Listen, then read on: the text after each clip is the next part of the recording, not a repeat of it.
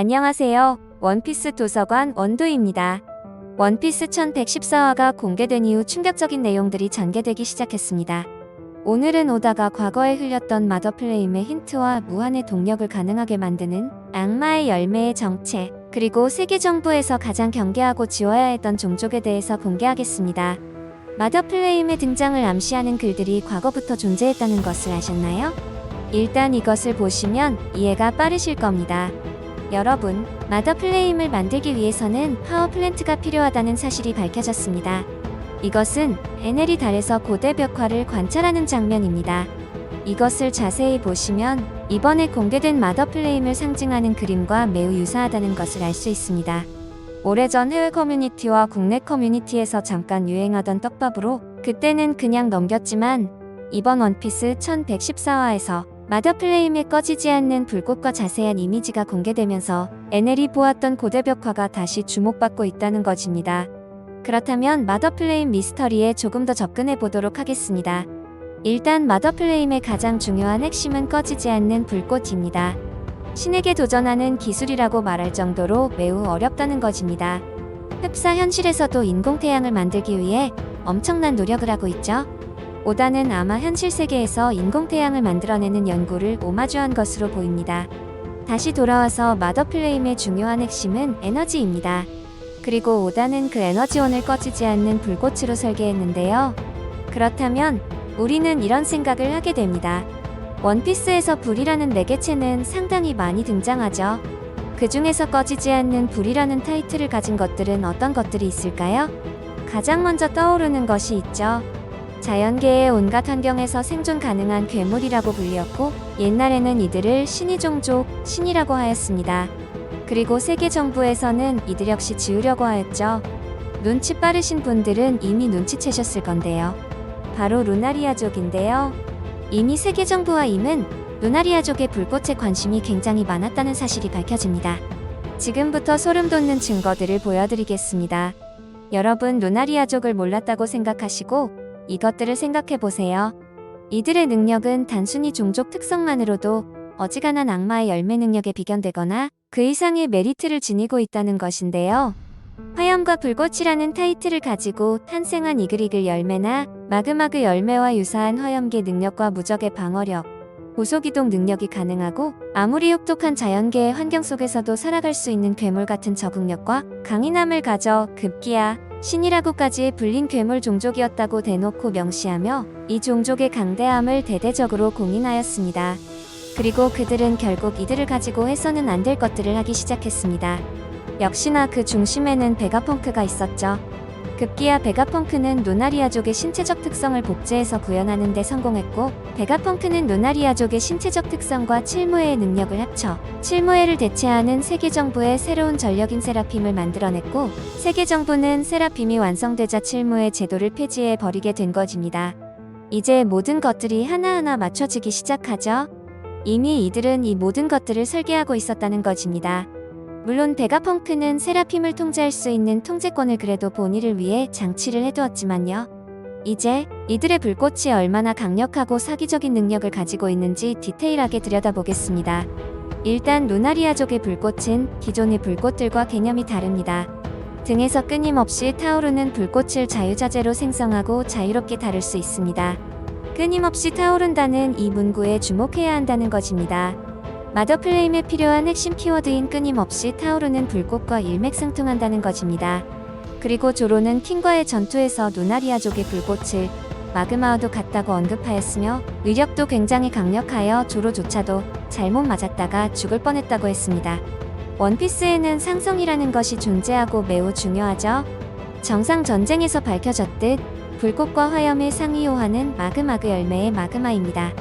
하지만 이 불꽃은 그 마그마까지도 삼킬 만큼 더 강했다고 오다는 조로를 투영해서 공개한 것입니다. 그리고 이 불꽃이 자유롭게 통제가 된다는 것이 더욱 중요한데요. 킹과 세라핌이 전투 중 이 불꽃을 간간히 끄기도 한 것으로 보아 불꽃을 상시켜 놓을 수는 없는 것으로 보입니다. 개념적으로 폐기처럼 사용자의 기력을 사용하기 때문에 가끔씩 꺼지기도 하는 것 아니겠냐고 추측할 수 있습니다. 그리고 가장 강력하고 완벽한 증거는 바로 이것이죠. 그들이 경기를 일으키는 반응이 나왔다는 것이죠. 현재 그들에게 가장 민감한 레드라인 위에서 산다와 신이라 불린다라는 두 특징은 현재 천룡인들이 가지고 있지만 충격적이게도 과거 이것들의 수식어는 루나리아족이 가지고 있었다는 것입니다. 그렇다는 것은 이들에게 루나리아족은 절대 용납될 수 없다는 것이죠. 이 종족이 세계 정부가 세워지기 전까지 마리조아가 있는 레드라인에서 살았다는 것을 감안하면 루나리아족과 세계 정부의 전신 세력 간의 싸움이 공백의 100년에 있었고 결국 루나리아족이 패배해 레드라인에서 쫓겨나 멸족된 것으로 생각할 수 있다는 것입니다. 그리고 정작 세계 정부와 임은 루나리아족의 능력을 강탈하여 그들의 핵심 기술로 사용하고 있다는 것이죠. 그리고 저는 오다가 앞으로 꺼낼 카드 중 또 한 가지 카드에 대해서 이야기해 보려고 합니다. 루나리아족의 불꽃에 상응하는 악마의 열매죠. 바로 이글이글 열매입니다. 현재 다소 주춤하고 있지만 이글이글 열매는 현재 사보까지 엮여있기 때문에 등장하지 않을래야 않을 수 없다는 것입니다.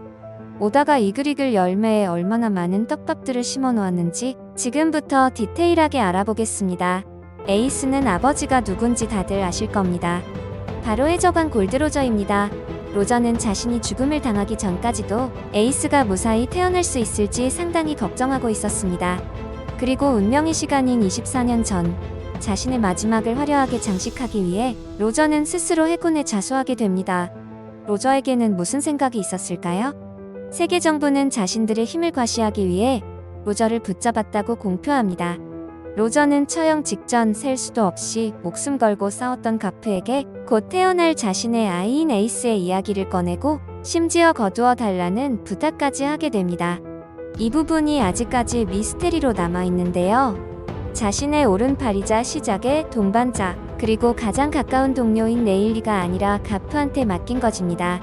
레일리의 입장에서는 굉장히 서운할 수 있었죠. 하지만 로저의 생각은 굉장히 치밀했습니다. 로저가 가프를 동료만큼이나 신뢰한 것도 있지만 해적이자 자신의 오른팔로 널리 알려져 있는 레일리한테 맡겼다가는 그 아이가 로저의 자식이라는 것이 금방 들통날 거라 생각한 것일 수도 있다는 것입니다. 그 당시 세계 정부에서는 눈에 불을 켜고 로저의 후계자를 잡아서 죽이려고 했으니까요. 만약 레일리에게 부탁했다면 해군의 입장에서는 큰 피해를 감수해서라도 레일리를 붙잡았을 것이고 로저로서는 이것이 최선의 선택이었던 것이 되었을 것이라는 겁니다. 그렇게 되면 에이스뿐만 아니라 함께 항해했던 이제는 해체된 로저의 동료들이 모두 각계격파 당하는 그림까지도 나왔을 것이라는 겁니다. 다행히 로저의 아들인 에이스는 무사히 태어났지만 로지는 세계 정부의 눈을 피하느라 고통을 참고 임신 기간을 20개월이나 넘긴 탓에 출산 직후 세상을 떠나 로저의 곁으로 갔고 가프에게 거두어져 헐리 다단의 밑에서 자란 에이스는 로저에 대한 세상의 증오를 온몸으로 느끼고 자란 탓에 자신의 존재 자체에 의구심을 품고 인생을 시작하게 됩니다. 정말 기고한 운명이지 않나요? 로저의 마지막을 두 눈으로 지켜본 가프는 에이스를 해군으로 키우고자 했으나 결국 에이스는 바다로 뛰쳐나가 해적이 되었고 훗날 흰수염 해적단의 이번대 대장이 되어 바다의 명성을 떨치게 되었죠. 자신의 아버지의 피를 증오했던 에이스는 동료를 생각하는 마음만은 아버지를 닮았지만 로저와 달리 행운은 그를 따라주지 않았고 동료를 죽인 티치에게 무모하게 덤비다 붙잡혀 해군에 체포되는 어처구니 없는 운명을 맞이하게 됩니다. 그리고 로저의 피를 이어받았다는 이유로 차세대 해적시대의 위험인자로 간주, 아버지인 로저와 마찬가지로 처형대에서 참수형을 당하는 운명에 놓이게 되는데요. 이 장면을 또다시 봐야 하는 가프의 가슴은 찢어지는 감정을 느꼈을 것입니다. 에이스는 흰수염 해적단과 루피의 엄청난 활약으로 구출될 뻔했으나 끝내 자신이 아버지로 믿고 따르는 흰수염을 모욕하는 아카이누의 도발에 넘어가 살해당하고 맙니다. 이 귀신의 피를 공유한 부자는 이렇게 마지막으로 끝을 내립니다. 로저의 성격과 기질은 에이스에게 그대로 물려줬지만 행운만은 물려주지 못해 아버지인 로저와 마지막은 정반대의 결과를 낳은 것입니다. 오다는 에이스에게 주인공이라고 해도 과언이 아닐 만큼의 설정을 내렸습니다. 오히려 초반 루피의 고무고무 열매와 비교해도 주인공에 더 가까운 인기와 강함을 가졌던 이글이글 열매를 부여했습니다.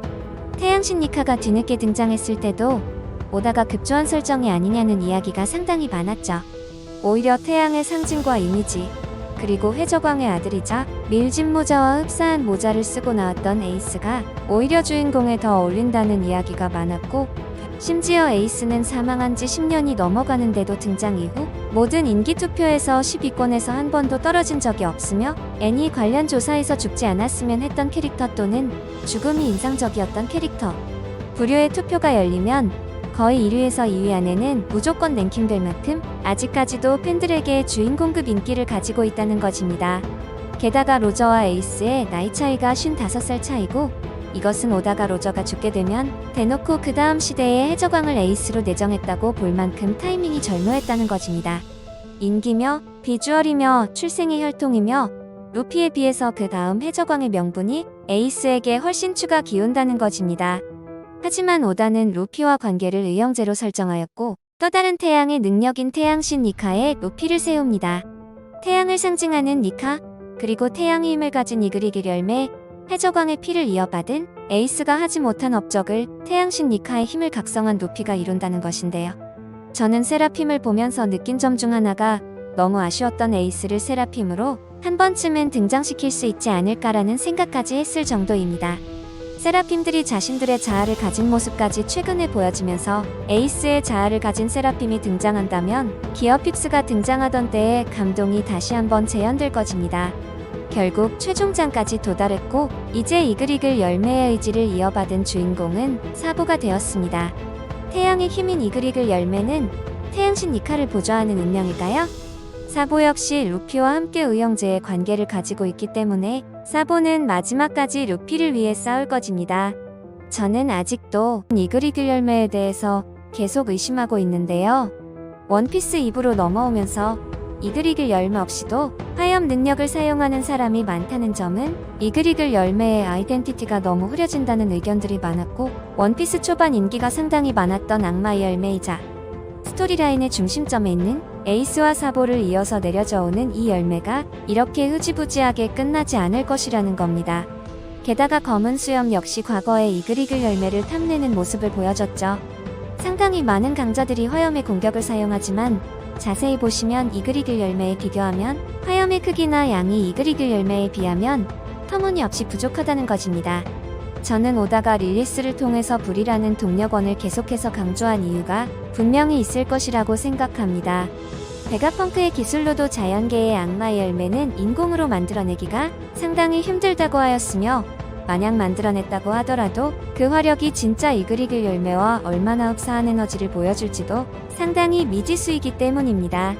그리고 이 세상에 존재하는 모든 에너지를 내는 발전기의 개념도 열을 통한 증기와 불을 이용한 화력이 대부분을 차지하고 있습니다. 태양이라는 키워드와 불 그리고 자원이 필요 없는 에너지 모두 만족시키는 것이 바로 이글이글 열매라는 것입니다. 게다가 거대한 기계들을 이어주는 동력과 벨트에는 고무라는 소재가 필연적으로 필요하죠. 저는 자연계 열매의 각성은 필연적으로 등장할 것으로 보고 있습니다. 마치 리마스터링의 개념으로 등장해야 한다는 것입니다. 자연계 열매의 설정은 일부에서는 최강의 설정으로 잡혀 있었지만 현재 최종장에서는 자연계의 메리트는 크게 없다고 봐도 무방합니다. 현재 사보가 스토리라인에서 가지고 있는 비중은 점점 커지고 있습니다. 최근에도 이모와 코브라의 사건을 직접 목격하고 오로성들이 너무 다급한 나머지 자신들의 실체를 보이면서까지 사보를 잡으려고 했죠. 사보가 지금부터 보여줄 수 있는 건 이글이글 열매의 힘을 가지고 싸우며 최종장을 풀어나가야 합니다. 이 열매가 등장한 지 상당히 오래되었기 때문에 루피의 고무고무 열매처럼 새로운 그림도 필연적으로 필요하다는 것입니다. 만약 자연계 각성이라는 카드가 등장하게 된다면 현재 메인 스토리에 얽혀있는 인물들, 예를 들자면 해군대장들, 그리고 사보와 검은 수염까지 대부분의 메인 인물들의 긴장감과 기대감이 동시에 살아난다는 것입니다. 열매 각성의 메타가 등장하면서 획이라는 중요성이 같이 부각되었습니다. 자연계 계통의 열매들이 너무 강력한 능력을 발휘하기 때문에 각성이 아직까지 등장하지 않았지만 오다가 충분히 꺼낼 수 있는 카드라고 보입니다. 만약 자연계 열매의 위상을 계속해서 유지하고 싶었다면, 각성이라는 카드를 주기 싫었다면 무장색의 폐기의 개념을 확실하게 줄이거나 등장시키지 말았어야 한다는 것입니다. 무장색 폐기만 있으면 자연계가 가지고 있는 가장 큰 장점이 소멸되는데 이게 밸런스상으로 맞는지 이야기가 상당히 많기도 했죠. 그리고 추가적으로 열매의 상하관계라는 설정 때문에 대놓고 하위호환만 제일 많은 것도 자연계고 물론 상하관계 설정 자체는 무기무기 열매처럼 초인계에도 존재하는 개념이고 동물계도 스마일의 존재로 인해 사실상 하위 환격 개념이 존재하긴 합니다. 하지만 초인계 중 상하관계는 정말 극소수이며 스마일은 순수 열매가 아니기에 대개 논외로 여겨지는 편인 것처럼 자연계의 케이스가 특별하다는 것입니다. 루피와 다른 초인계 계통의 능력자들의 파워레벨은 계속해서 상승하는데 과거의 중요한 스토리라인에 있었던 강자들의 성장이 같이 이루어지지 않는다면 최종장에서 그들과의 만남 자체가 기대되지 않는다는 것입니다. 여기에서 사보가 이글이글 열매를 각성하는 순간 사보의 위치와 쓰임새 그리고 세계정부와 혁명군까지 구도가 완전히 살아나는 그림은 확실하기 때문에 저는 자연계 열매의 각성은 필연적으로 일어날 것으로 보고 있습니다. 여러분, 이렇게 루나리아족의 꺼지지 않는 불꽃과 이글이글 열매에 대해서 이야기해보았습니다. 오다가 자연계 각성의 카드를 꺼내야만 현재 가장 문제라고 뽑히고 있는 파워앤플레이를 어느 정도 해결할 수 있고 최종장에서 스토리상 중요한 인물들이 다시 한번 중요한 롤을 부여받을 수 있다는 것입니다. 현재 루피와 세계정부의 전투 레벨이 너무 높아졌기 때문에 과거에 정말 강했던 필런들, 예를 들어 도플라밍고나 마젤란 같은 캐릭터들이 비벼볼 수도 없는 상황이 되었다는 것입니다. 그리고 아주 오래전부터 NL과 고대벽화에 대한 분석과 떡밥들이 많았죠. 다시 한번 주의 깊게 확인해 보신다면 앞으로 등장할 고대병기의 정체까지도 어느 정도 알 수 있지 않을까요? 재미있게 보셨거나 재미없게 보셨다면 구독, 좋아요 부탁드립니다. 사랑한다고요.